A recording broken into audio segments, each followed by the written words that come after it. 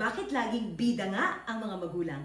Number one, kinalakihan na nila yung environment na ganon. Na pagka ikaw ang magulang, definitely mas matanda ka, maraming kang karanasan, namana mo na rin yun sa mga ninuno mo, abay ikaw ang mas matalino at walang pwedeng lumaban sa'yo, walang lalabag at magdedemand ka talaga ng respeto sa bahay at ikaw lang ang susundin. Nakakatakot ang bahay na ganito. Pero ganyan nga ang kinalakihan ng mga magulang natin at iba sa mga magulang ngayon, ganyan pa ang practice. Sana ang iba sa atin magbago na rin, di ba? Dahil hindi naman masama na pinakikinggan din natin ang opinyon ng mga kabahay natin. Pangalawa, pilit idiin ang kanilang otoridad at walang lalabag, walang sasagot dahil sila lang ang mamumuno. Pangatlo, wag sana ganon kasi hindi naman natin pwede iwalang bahala, isang tabi ang mga opinyon ng mga anak natin. Tayo rin naman ang gumabay sa kanila, ang dumisiplina. So habang lumalaki sila, nagkakaroon sila ng kanilang pananaw at opinyon at hindi naman masama na natututo din tayo sa mga anak natin. Kaya sana matuto tayong makinig, matuto tayong magpakumbaba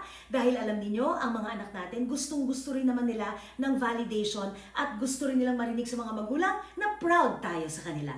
Think about that.